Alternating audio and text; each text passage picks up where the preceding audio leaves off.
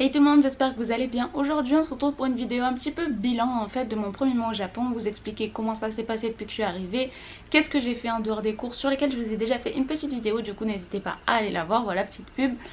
Et du coup voilà, je vais un petit peu vous expliquer, vous faire un petit bilan, une sorte de journal en fait, vous raconter un petit peu ma vie. Et j'espère que ça vous plaira. N'hésitez pas à me dire en commentaire les vidéos que vous voulez que je fasse maintenant que je suis un petit peu installée, que j'ai un peu le temps de faire des vidéos. Les trucs qui vous intéresseraient, est-ce que vous avez envie que je vous montre du Japon en sachant que je suis dans le Kansai. Donc s'il y a un endroit en particulier que vous avez envie de voir dans le Kansai, n'hésitez pas à me le dire. Et sur ce c'est parti, on commence la vidéo. Alors déjà la première galère ça a été de me faire un abonnement de téléphone en fait, tout simplement parce que j'ai 19 ans donc je suis pas majeure au Japon et en tant que mineure je ne peux pas me faire d'abonnement de téléphone.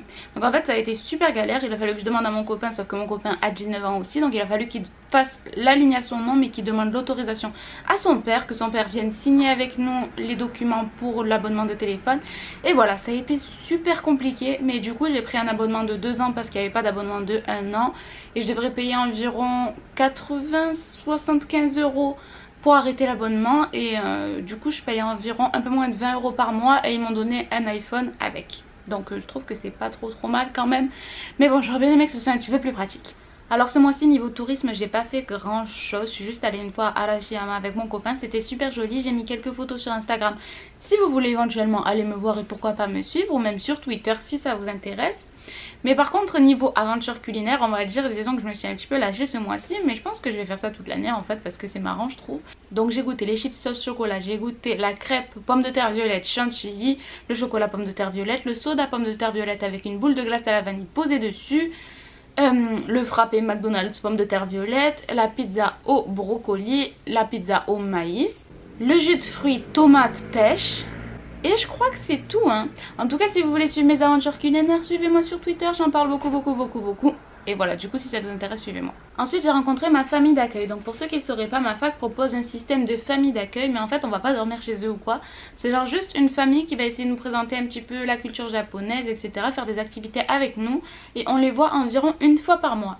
Donc j'ai rencontré plus particulièrement ma mère d'accueil en fait, puisque c'est plus d'elle que je suis proche. Et disons qu'elle va m'emmener faire plein de trucs traditionnels, ça m'a l'air super sympa. Elle va m'emmener voir une pièce de Takarazuka. Donc j'ai vraiment super hâte. On va aller voir le fantôme de l'opéra en novembre et j'en peux plus, j'ai trop hâte d'y aller. Elle est vraiment super gentille. Et elle parle, enfin en fait elle a été 7 fois en France, elle parle super bien anglais, elle est japonaise mais coréenne. Donc elle parle coréen, elle m'a montré des comédies musicales en coréen et tout. Enfin, c'est vraiment quelqu'un de super intéressant, je suis trop contente de la voir. Et du coup voilà, c'était ma famille d'accueil. Ensuite niveau amis japonais etc, voir si un petit peu j'arrive à m'intégrer au Japon. Déjà je me suis fait une amie japonaise dans l'avion, en fait je me suis assise à côté d'une japonaise. Et quand elle a vu que je sortais mes documents sur lesquels il y avait écrit le nom de ma fac, elle m'a dit ah tu viens étudier au Japon. Et du coup on a commencé à parler en anglais, après je lui ai dit ça faisait 5 ans que j'apprenais le japonais. Du coup on est passé en japonais. Et en fait elle est prof d'espagnol à l'université de Kyoto. Et du coup elle voudrait que je l'aide un petit peu à apprendre le français parce qu'elle sait que c'est proche de l'espagnol. Donc vraiment on parle un petit peu par mail, elle est super gentille, je pense que je vais aller la voir bientôt pour qu'on parle un petit peu en français, espagnol, japonais etc. Pour qu'elle m'aide en japonais, que je l'aide en français.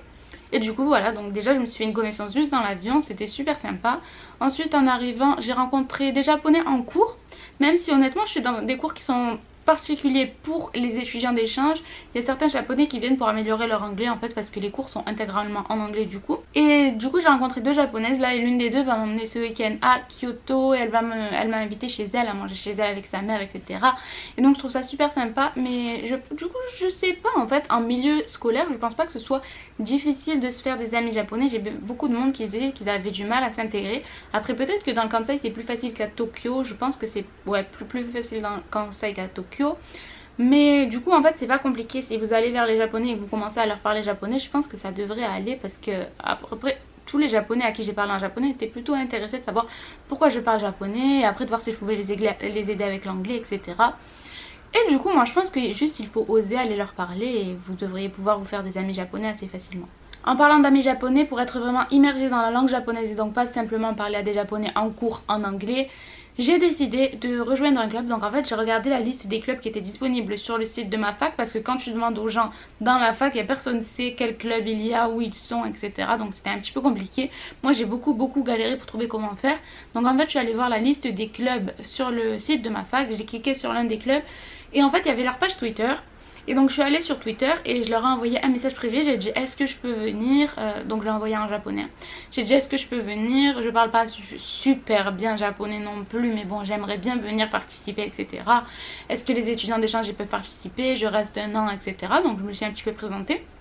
Et en fait ils m'ont dit oui pas de souci et tout, viens tel jour. En fait c'est le club de cinéma, ils regardent ensemble des films une fois par semaine, ensuite ils vont manger au resto ensemble. Et des fois ils filment en fait, du coup ils font leur propre film. Du coup je trouvais ça super intéressant. En plus c'est pas un club qui demande beaucoup de temps comme les clubs de sport par exemple, où il faut vraiment y aller tous les jours et c'est beaucoup plus compliqué. Donc là je me suis dit allez ça a l'air sympa, donc en fait j'y suis allée et vraiment je sais pas, tout le monde était tellement gentil, ça m'a beaucoup plu. On a regardé un vieux film de Hitchcock. C'était super intéressant, on l'a regardé en anglais sous-titré japonais. Donc voilà, moi j'ai pu comprendre en plus et ça m'a pu m'aider en japonais parce que du coup je lisais les sous-titres en même temps.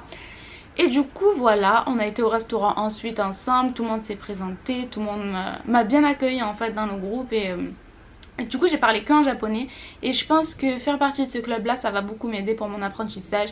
Et je pense que vraiment rejoindre un club c'est une bonne idée si vous avez envie de vous intégrer. Par contre j'ai un ami, un étudiant allemand qui a voulu rejoindre un club de sport, plus particulièrement celui du tennis de table. Et en fait le jour où il est arrivé, personne lui a parlé, tout le monde l'ignorait. Et en fait ils parlaient pas du tout ensemble. En fait ils faisaient que faire du tennis de table, donc de 15h à 20h tous les jours, incluant les week-ends, etc. Il faisait au moins 5 heures d'entraînement le week-end. Et en fait personne lui disait si c'était ok qu'il soit là, personne lui expliquait les règles du club, comment ça devait se passer, etc. Même s'il posait des questions aux gens, mais les gens lui répondaient pas trop en fait. Donc il m'a dit que c'était un peu flippant en fait, il savait pas trop s'il devait retourner ou pas. Mais du coup après il est retourné et les gens du club lui ont dit c'est pas possible de venir juste 2 fois par semaine ou quoi. Il faut aller dans un truc qui s'appelle un cercle en fait, c'est pas vraiment un club, un cercle c'est vraiment juste pour des gens qui ont envie de le faire pour s'amuser quand ils veulent. Et d'après ce que j'ai compris c'est beaucoup moins strict que les clubs. Donc si jamais vous voulez faire du sport mais que vous n'avez pas envie de vous y dédier complètement comme ils font les japonais tous les jours de votre vie, je pense que peut-être rejoindre un cercle c'est peut-être plus simple, ouais. Alors jusqu'à maintenant j'ai pas du tout fait de vidéo en extérieur au Japon depuis que je suis arrivée cette année.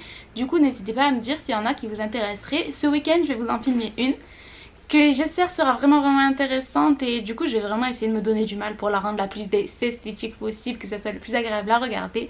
Et j'espère que ça vous plaira. J'ai vraiment hâte de pouvoir vous filmer ça. Et ce sera en collaboration avec une amie, elle s'appelle Ai. N'hésitez pas à aller voir sa chaîne, vraiment je suis sûre que ça va être super intéressant. Elle vient juste de commencer parce qu'en fait elle reprend la chaîne de son frère, mais elle est trop mignonne, elle parle en anglais, elle va parler du Japon. Et je suis sûre que ça pourrait vous plaire. Si jamais vous maîtrisez l'anglais, n'hésitez pas à aller voir un petit peu sa chaîne, je vous la mets dans la description. En dehors de ça j'ai eu 2 typhons. En fait le premier ça m'a fait super flipper parce que je sais pas si vous êtes au courant, mais en septembre, donc juste avant que j'arrive au Japon, il y a eu un énorme typhon qui a fait que même l'aéroport était inutilisable en fait. Donc il y a plein de gens dont les vols ont été décalés, etc. Ils ont dû atterrir à Tokyo, c'était super la galère. Et du coup moi j'ai trop flippé quand on m'a dit oui il y a un gros typhon qui arrive. Et dans ma résidence ils ont mis des affiches en disant ne sortez pas ce week-end, prévoyez des réserves, etc. Et en fait au final c'était rien. Et du coup en fait j'ai juste passé la journée à regarder la pluie. En fait c'était juste un peu de pluie et de vent. Enfin celui-là il était vraiment pas gros. Et ensuite la semaine d'après on nous a encore dit oui il va y avoir un énorme typhon, faites attention et tout. Et là il n'y a rien eu, mais genre rien eu. Mais moi je suis plutôt contente qu'il n'y ait rien eu parce que honnêtement moi ça me fait flipper les catastrophes naturelles comme ça. Moi j'en ai jamais vu, j'en ai jamais expérimenté. Donc je préférais que ça m'arrive pas. Mais bon, enfin voilà, c'était mes petites expériences avec le typhon ce premier mois. On verra bien si j'en expérimente un au fur et à mesure du temps. Et voilà, je crois que c'est tout pour ce premier mois. Donc j'ai pas fait grand chose parce que j'étais surtout dans l'installation. En fait j'avais beaucoup de trucs à aller acheter, de documents à faire. Donc des trucs pas super intéressants. Mais je pense que je vais faire un petit peu plus de trucs dans les mois prochains. J'aimerais bien voilà voyager un petit peu. Ah je vais aller à Hiroshima en novembre. Donc je vais essayer de filmer. Mais comme c'est un voyage scolaire je sais pas si j'aurai trop le temps de filmer, mais en tout cas dites moi si ça vous intéresse dans les commentaires et n'oubliez pas de me dire ce que vous voudriez voir sur la chaîne. Sur ce je vous laisse, j'espère que la vidéo vous aura plu, bye bye.